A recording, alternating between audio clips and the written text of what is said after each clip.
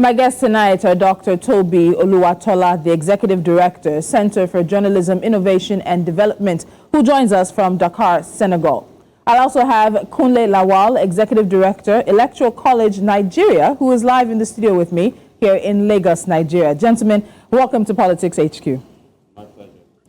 The governorship and state houses of assembly elections are about 5 days away, and the spotlight is shining brightly. Some might even say it's burning on Nigeria's electoral umpire, INEC, after its conduct of the presidential and National Assembly elections on February 25th, 2023.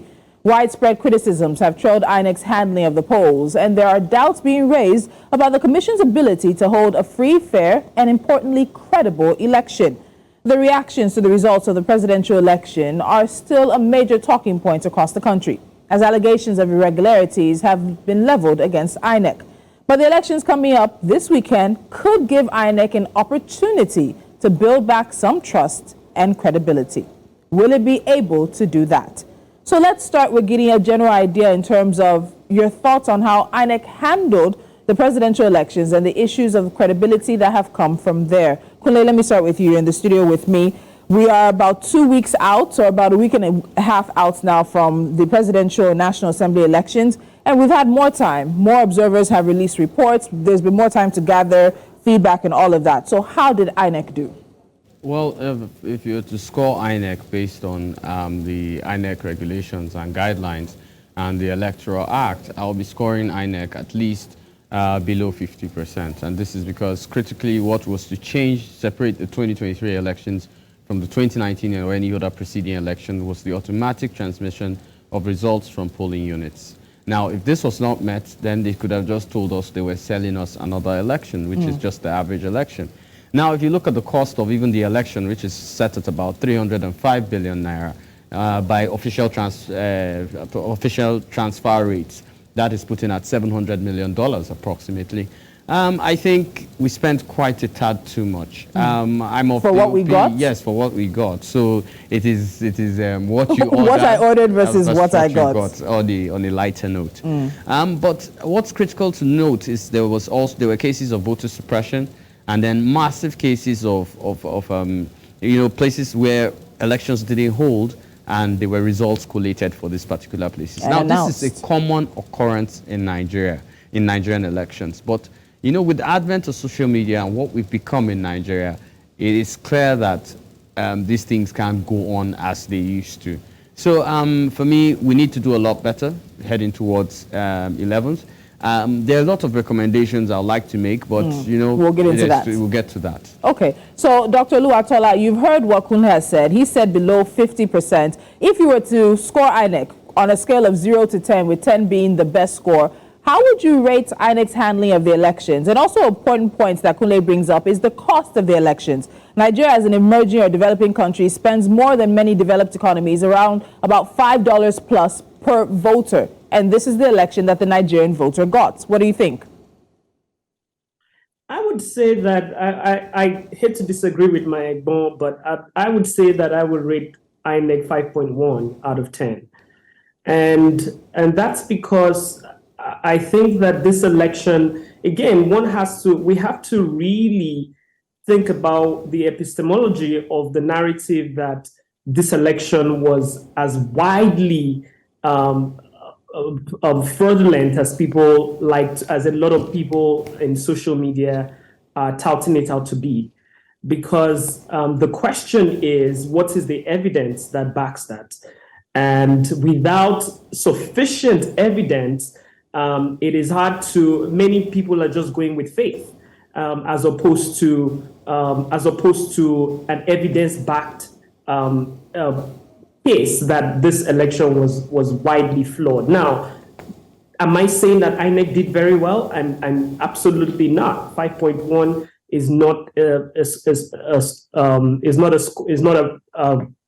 a good score by any stretch. What I'm saying is that by the standards of the elections that we've had in the past, was this election significantly worse? And I would say that I beg to differ. I like to believe that this election was better than any election we've had in the past. Whether you take for example, starting from the Beavers, whether or not we could have lots and lots of fictitious voters like we historically did, which led to such humongous turnouts across the country. That didn't happen this time around, or as much as it typically would. Now, someone may argue that because of the failure of INEC in not uploading the results in real time like they promised to, INEC left a lot of room for manipulation between when the results that were actually casted and the results that were announced. And my response to that point would be that, well, we now have close to 70%, 90% of the IREV results uploaded. It would be interesting for us to do an audit of those numbers, and we will find irregularities. But my based on a very anecdotal small sample of results that some of us have looked at, there are irregularities. Those irregularities may extend beyond and not just in favor of one party or the other. We might find that in the end, it's a net of nets. The reason why I think this point is important is that we also have to, whereas we know that INEC has not done the best that it could, we also have to guard against the narrative that our systems can never work. And when we fail in some respect, it doesn't mean we failed altogether. So, and because it's important that young people know that our democracy and our electoral system is a work in progress. It is not where it needs to be, but it's making progress. Yes, there was voter suppression and there was violence, but I don't recall, maybe one or two people died in the course of election. Historically, would have thousands of people die in the course of election. I want to have Kunle respond to you, because you've mentioned sort of in answering this question, the issue around evidence and not taking what we are hearing on social media, hearsay, about basically describing or painting this election with a black brush to give it a bad name. So Kunle, he's talked about the burden of proof. You've talked about having overwhelming evidence of this election being a faulty one. And I know part of the work that the Electoral College is doing is also voter education, political education, but also you observe these elections. What do you have to say? Well, fairly, I would say Dr. Tobi, of course, makes quite a point. And I think where we differ is that Dr. Tobi, of course, is trying to guard the narrative. I'm just, we could be better than this, and we're not achieving this. That's imperative for me. One of the key things which I have to mention now is that I also think that Nigeria is not ready for a straight-on election, and I think I've said this somewhere else. What do you mean by straight-on? We can't handle, okay, so about 400,000 security operatives deployed for about 7.3 million voters. I don't think it's commiserate, or because of our young democracy is ready for. So I believe elections should be staggered, probably 6 states per election. 6 states per day, and then we go across like that. Then we can safeguard and we can court case, and we can checkmate these issues that are happening. Now, Dr. Tobi also, said something, and I think there's so much about Nigerians trying to blacklist the country. When I spoke, that was not what I meant. I was referring to the fact that we need to do more. For me, I believe in the potential of a country. I'll say something and I'll give an example.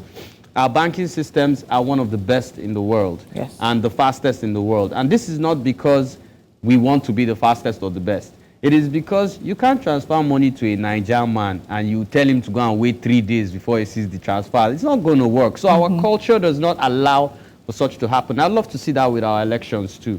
Let them understand that the basic Nigerian culture is to demand his votes. If there's a way, maybe they could code everything to a voter's card, that your ballot sheet, so we can even know real time who exactly voted what and how. So collations cannot be mismanaged. This is to suit the Nigerian agenda. I don't believe in us copying maybe the Britain, there's the UK or US or China. I believe in us creating solutions that are Nigerian, that are soluble to Nigerian issues. Okay, so the both of you are sort of ending us up into BVAS, which I had wanted to allude to later on. But the method in which INEC chose to transmit results continues to be a major cause of controversy and concern. And it's one that many people are focusing on ahead of March the 11th.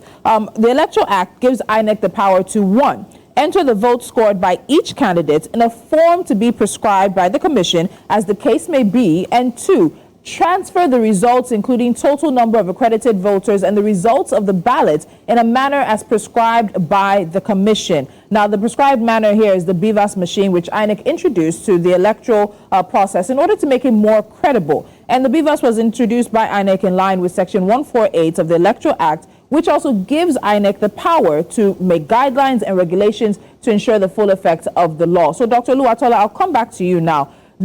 This has been a major cause of concern, the conversation around whether it's transfer or transmission, but prescribed, meaning that INEC makes the determining factor, the determining choice as to how the elections or the results of elections in polling units will be transmitted to the National Collation Center. But nobody forced INEC to make promises to Nigerians about how it would. There are videos online. We've covered many press conferences from the INEC chairman in 2022 where he was promising an electronic transmission of results. But now it's a different story. So this goes to the heart of why there are now credibility issues for INEC. In regards to the Electoral Act, what do you think INEC needs to do to address this? So, Tolu, you hit the nail on the head. INEC overpromised and underdelivered. And they oversold the idea of an electronic transmission, knowing full well that they never intended to do an electronic transmission. That what they intended to do was to do a manual collation from the polling unit, the EC 8A forms from the polling unit to be collated at the ward level, to the local government level, and on to the state level and the national level. And that's what they always intended to do. But they oversold the fact that people will be able to access results in real time from the polling unit. And it also wasn't very clear to people that it was a PDF that was going to be uploaded on the portal. Now, anybody who is a thinking person in Nigeria knows that there isn't good internet connectivity in more than 65% of Nigeria. So we ought to have known that it was a promise that they probably couldn't keep. That they will upload everywhere in the country. But the overselling of it was part of the trouble that we had. But that's a problem that can be solved going towards the March 11th elections. It's a problem that we can solve. We can communicate more clearly, and we can communicate how we want to restore accountability and credibility to the process. Uploading the results on the IREV at as many polling units as possible. I've often said this, that if you spend close to 100, Kunle alluded to the fact that we spent 305 billion naira, close to 100 billion on technology. If we spent close to 100 billion on technology and the technology doesn't work at all, granted, it's okay if it doesn't work in 100% of places, but if it doesn't work at all in all 100% of polling units, then that's a problem. Mm-hmm. Whoever sold you that technology needs to give account for the technology they sold you. So I think there are clear accountability issues that have to be dealt with, both in the run-up to March 11th and after March 11th. But also there are communication issues that have to be dealt with right away. Between now and March 11th, INEC needs to be very clear on what it can reasonably achieve. INEC has said that there were a lot of attacks on the server, so it couldn't possibly transmit the results virtually through the beavers to the IREV because of those attacks on its servers. INEC needs to come clean on what those attacks were and what it has done about those attacks and how it will do differently on March 11th. Okay, so Dr. Oluwatola is getting us into accountability, communication, some would even say standardization, because I was on IREV and I saw, in some instances, very pixelated results coming from different polling units and some very clear results. Some were pictures and some were PDFs. And so many are wondering, in terms of March 11th, what should we be expecting? But let's also talk about the accountability aspect of it. So the INEC chairman, Professor Mahmoud Yakubu, in a meeting with resident electoral commissions, warned that the RECs would be held responsible for the flawed logistics. He did admit the issues of logistics, election technology, behavior of some election personnel at different levels, and the attitude of some party agents and supporters added to the extremely challenging environment on the February 25th elections. So, Kunle, when you look at this admission, maybe not necessarily an apology, but an admission that there were issues, and now we're back here talking about accountability and standardizing these elections ahead of March the 11th. What do you make of what the INEC chairman said? Because we're told that it's not an apology that makes the difference; it's a changed behavior that makes the difference. Yeah. So I think what is key here is that INEC has acknowledged the issues that came up, especially with the IREV. They know that if this occurs in the gubernatorial election, the entire 2023 elections will be considered non-credible. They need to restore faith, especially in who was declared winner. They need to restore faith in the entire Nigerian system. For now, INEC, not the people, that's not the electorate, is found wanting.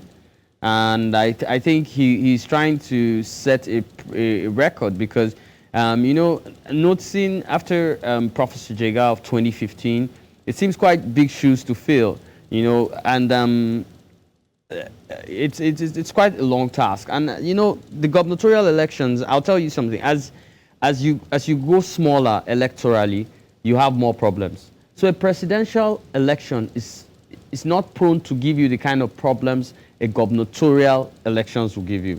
The lower the election, the bigger the mayhem. It's the Nigerian, I don't know. It's easier to run for president it's easier to run for Senate than run for councillor. If you try that, you're going to be in a war with, the Tusks who come out, the African, whatever. It's going to really be shocking while you can run for president and just sit down at home and have fun. So the lower the election, the bigger the problem. So this is going to be a real test for what exactly INEC was planning, because now you have, how would I put it, within a house, there's a lot of wars. You're going to have a lot of wars individually. There are hotspot states like Lagos. Rivers is going to really be hot. One of the states nobody is really thinking about is Kano, and that is with the effect of the NNPP in its action in Kano State. And, with Governor Ganduje handing over, it's going to be a really dog-eat-dog world. Another state which I find critical to this point would be Cross River. Cross River has never been other than a PDP state. The governor, Ben Ayade, went into a party. He changed his party after an election, and now he's lost his senatorial election. So it's going to really be, I'd love to see what happens in Cross River. So I think all this, with all the pressures the INEC chairman has seen, he's really warning that, it cannot be status quo of what happened in the presidential election. INEC has to do far a lot more. And this is not at the federal level. This is to the state rec who actually have the task to perform better. So I want to go further on that point, because he said that staff that are found to be negligent, whether they are regular or ad hoc staff, including coalition and returning officers, must not be involved in the forthcoming elections. Then RECs must also immediately initiate disciplinary action where prima facie evidence of wrongdoing has been established. But we are very, very notorious as a country for not necessarily arresting or even prosecuting and convicting electoral offenses. So, Dr. Oluwatola, when you hear the INEC chairman, I won't say blowing hot, but trying to put some pressure and saying that INEC is on top of these issues, particularly as it concerns staff and ad hoc staff, what do you make of that? Should we expect a much more well-behaved staff and personnel on March 11th when we go for governorship and, of course, state houses of assembly elections? Thank you very much. I think we've got to think about a little bit the constitution of INEC, just so people are clear on what powers the chairman has or doesn't have. The resident electoral commissioners are not appointed by the chairman. They're appointed by They're nominated by the president, the Senate, and the House of Reps approves them. He cannot fire them. He does not hire them. So there are ways in which we have hamstrung INEC itself, that it's not fully independent, and hopefully in the years to come, we will, in the years to come after this election, after the postmortem of this election is done, we're going to start to see parts of the act that we need to amend. The second point that I also want to make is that the Electoral Act does make provision for what to do in the cases of electoral offenses, and how electoral offenses are to be adjudicated. And there's a fine of about 5 million naira and a jail term for people who are caught in electoral offenses. It will be interesting to see what happens in the courts. I'm a big proponent that the opposition parties should go to court, and that specific officers who are found wanting should be taken to court, just so we can get clear judicial, if for no other reason than that we can get clear judicial interpretation of various parts of the law, of the Electoral Act, that are still quite ambiguous right now at different levels, with the question of transmission, the question of who's responsible, what the coalition officer at the national level could and could not have done at the time when the parties were calling for Professor Mahmoud Yakubu to stop coalition and to start a review. Did he have powers to do that? Did he not have powers to do that? The act right now is quite ambiguous on things like that. So it's important. There's several things that need to be tested judicially at the judicial level, so that we can have more clarity on the powers that people have or do not have, and we can also know what areas of reform to be looking to do, so that we can continue on this journey of increasingly improving our democracy. Okay, so increasingly improving our democracy. And Kunle, before we go for a break, I want to come back to something you said about the credibility and how that lack of credibility is detrimental. And I think that's something we don't talk about. Many people will give this election maybe a passing mark, or give it a D, or give it even an A, depending on the side of the divide you're on. But we struggle to really actualize and articulate why a lack of credibility in INEC is a very, very big issue. So I want to see if you can help us with that. Why is the lack of credibility that we're seeing, or this credibility crisis that INEC seems to be going through with the Nigerian voting public, such an issue for what you call still a young democracy? No, I think what's most important to note is that in this election, we had the largest number of first-time voters. Putting that number at about approximately 31 or 32 million first-time voters. Now, if people are voting for the first time, people are getting involved for the first time, Nigeria has not been able to hit a 50% participation in its elections since 2015. So this point that INEC stands on is the movement forward. So is INEC going to keep these people in the voting pool? Or are they going to say, okay, Nigeria is already doomed and I will not participate in a democracy? And that is where it's beginning to tilt towards. So I'm very, very much concerned with the general picture INEC is painting. I love to piggyback on what Dr. Tobi said. And he's spoken about jail terms and fines. And I like to say there's a particular punishment for tampering with electoral materials, which is imprisonment with 2 years with no option of fine, 2 years, which is 24 months. Now, we've never seen any of these laws put into action. Herein lies the problem. So you're having situations where, yes, there's a little violence here, there's a little violence here, police arrest, nothing gets done. I would love, if INEC wanted to show people that there was going to be credibility in the gubernatorial election, I would love to see the people paraded and, let's say, Thursday is picked and everybody sentenced across Nigeria for electoral mishaps on Thursday. That will get the people participating in this election, and it will help improve credibility. We must be careful that if 30 million are our first-time voters, that's 30 million out of our voting pool, which is higher than the number of people that participated in the presidential elections. What is the future of Nigeria in elections? All right, so we're going to take a time out now because at the end of the day, there are national headlines, there are domestic and foreign observer reports, but at the end, what we've seen is that many have pointed out to the issues which happened on Election Day for Nigerians on February the 25th. Now the question is, has INEC learned its lesson and can it do better on March 11th? The conversation on Politics HQ will continue after this. INEC Chairman Professor Mahmoud Yakubu noted in that meeting with resident electoral commissioners that there was immediate concerns that the commission needed to address, and they identified challenges which could be addressed as it approaches the concluding phase of the general elections involving the largest number of constituencies, 28 state governorship elections and 993 state houses of assembly seats. My guests today are Dr. Tobi Oluwatola, the Executive Director, Center for Journalism, Innovation and Development, and Kunle Lawal, Executive Director of the Electoral College, Nigeria. So I'm coming back to BVAS, but on a different side now. So in the midst of this, or maybe I should say in the run-up to the second set of elections, it was reported that INEC would approach the appeal courts for an order to allow it to reconfigure BVAS machines for the March 11th elections. This is, of course, necessary because there is an order restraining it from tampering with the information embedded in the machines until due inspection is conducted and certified true copies are then issued.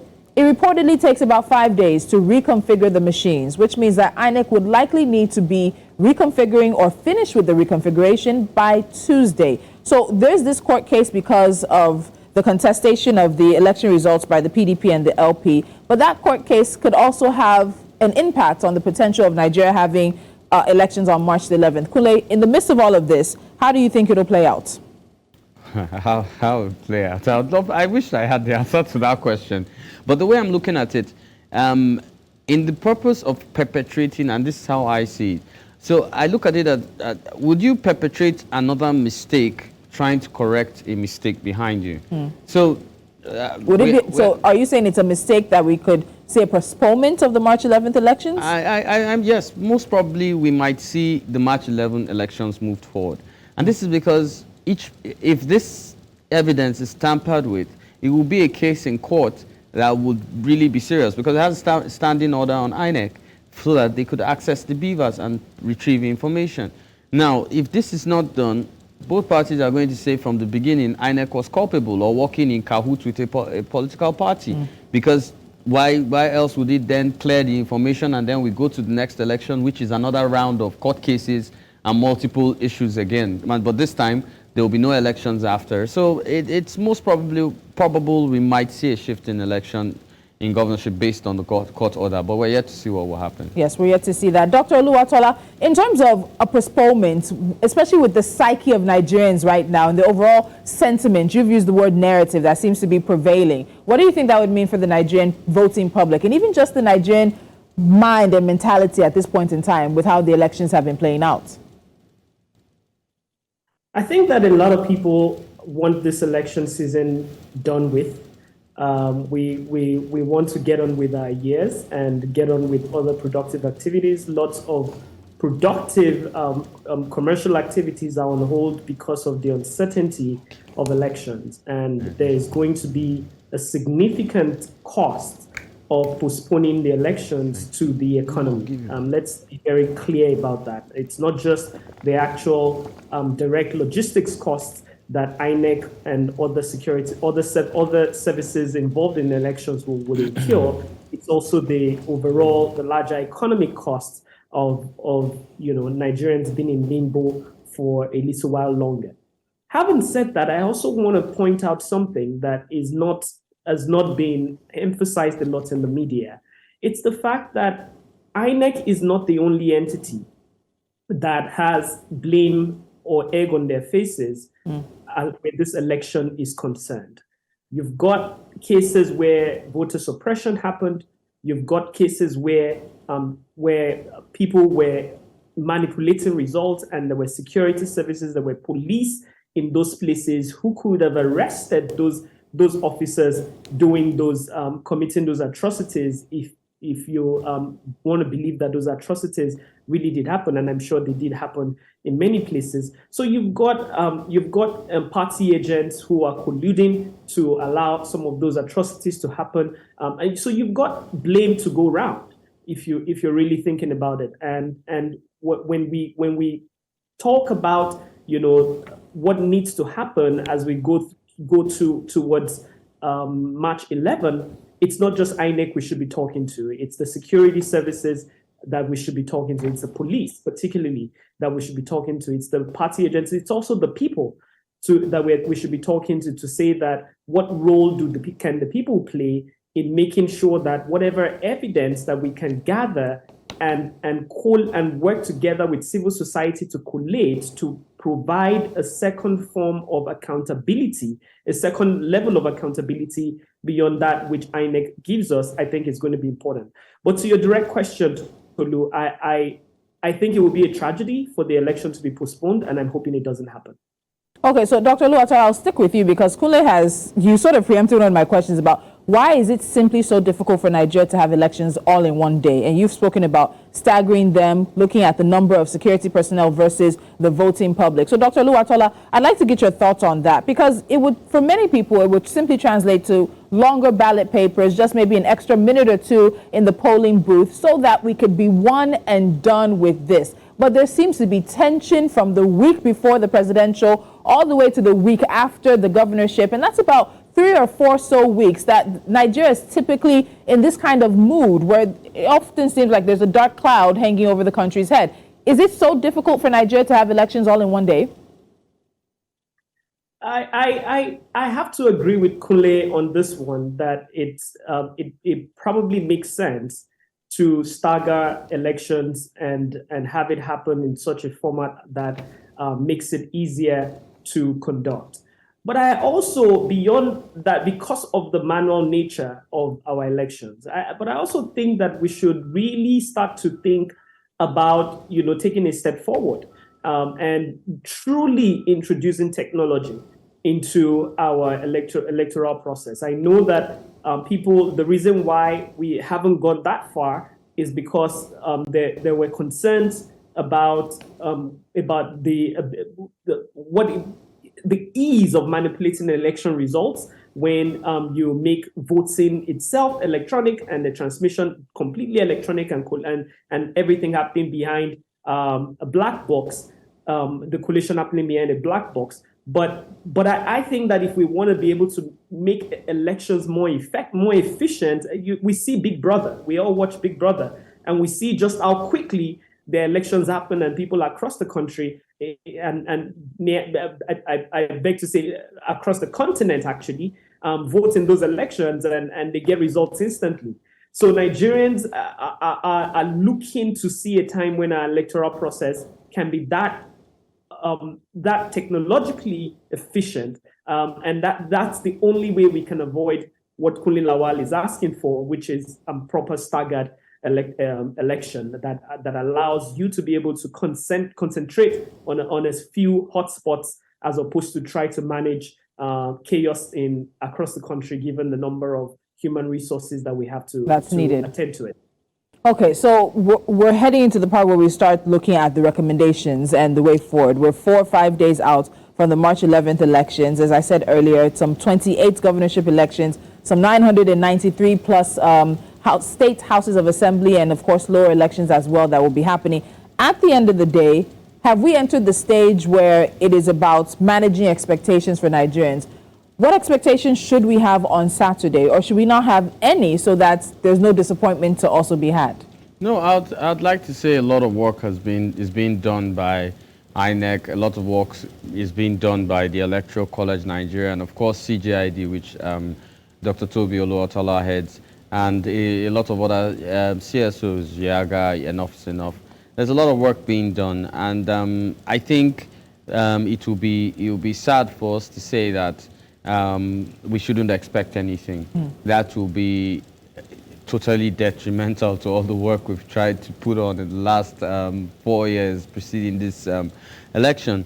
What I think Nigerians should look out for is, number one, a lot of people got shocked with the process upon how many times we've mentioned it publicly or spoken directly to everyone in Nigeria. There's always been an issue with people paying attention to so on the day of the elections, you have people scrambling and saying, oh, this is how it's actually going to happen. Oh, this is how it's actually going to go. So I ask Nigerians to go over the election procedures, try to understand what parties are on the ballot. Don't do the usual one thumb fits all, one gunshot fires all, and then, get to find out, what exactly this candidate can do. And they should understand that the gubernatorial is executive, the State House of Assembly is legislative.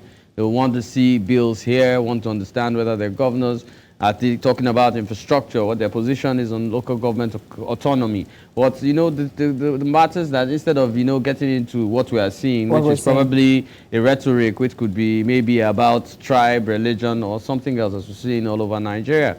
So I think Nigerians should expect the best of INEC. I know INEC has taken a blow from last election, and I think they will be trying to make a statement. I'm sure the CJID and Electoral College, which I'm aware, are going to try to put, quite a force, because we too were surprised by a few things that happened. So I'm sure CJID, Dr. Oluwatola has his socks up for this one, and I'll be trying to get my own hat on for this one.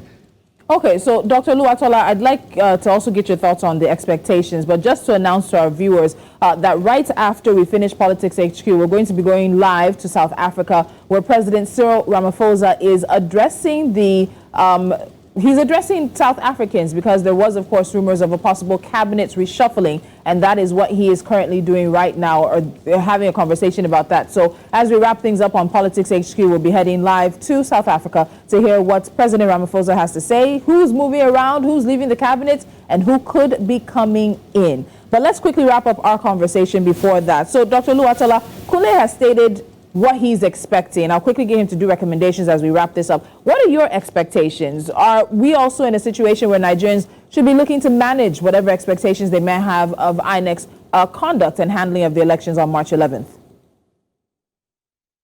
INEC's capacity is INEC's capacity, and INEC is going to do what INEC is going to do, or what it is able to do, to ensure credibility. We've already seen that Professor Mahmoud Yakubu has started talking to Nigerians. We hope that he continues to communicate and continues to give us information on what's going on and what to expect from INEC and other parties that will be deployed for this election. I think political parties are going to do what political parties do. Power is never handed away. The nature of power is that it's forcefully taken. People never willingly give up power. Never willingly give up power. So we can expect the political parties to do what the political parties will do. But Nigerians also need to stand their ground. Nigerians need to come out and vote and make sure their votes are watched. And to that point, I want to say that a bunch of civil society organizations have come together to build a platform, a portal called electionwatchng.com, electionwatchng.com. And the purpose is that we want to crowdsource EC8A forms from as many polling units as possible. Hello, Dr. Oluwatola. Units where we've collected these forms, and we can compare with what INEC announces in real time, whether or not INEC posts results on IREV in real time. Okay, so just to wrap up, I'll wrap up with you first. In 30 seconds, your top 3 recommendations for INEC heading into March 11th. Communicate. INEC needs to communicate. INEC needs to do whatever it can to make sure that at least 80 to 90% of IREV results are posted on the day of election. It's important that INEC does that to restore credibility. And the third suggestion I'll make is that INEC needs to be upfront with Nigerians on what its challenges are in real time, not at the end of elections, in real time, as opposed to wait till credibility has really been frittered away like they did with the presidential elections. All right, thank you so much, Dr. Tobi Oluwatola. And Kunle, while you're with me in the studio, last words are yours. 30 seconds. Top 3 recommendations for INEC. I expect them to plan, counter-plan, and then to back-up plan. Most of the things we saw happen were things INEC didn't anticipate. They had 3 years to plan this, and they didn't anticipate. So I expect them to have a counter plan in case the first plan fails. And after all that fails, there should be a backup plan which is there supporting both plans to ensure both of them work. I feel whatever happens on March 11, what matters to INEC and what should matter to the electorate is Nigeria wins in the end. Nigeria winning in the end. A fantastic note to end today's conversation on. A very big thank you to my guest, Dr. Tobi Oluwatola, the Executive Director of the Center for Journalism, Innovation and Development, as well as Kunle Lawal, Executive Director for the Electoral College Nigeria, who joined me here live in the studio. That's as much as we can take on Politics HQ for tonight. I'm Tolulope Adeleru-Balogun.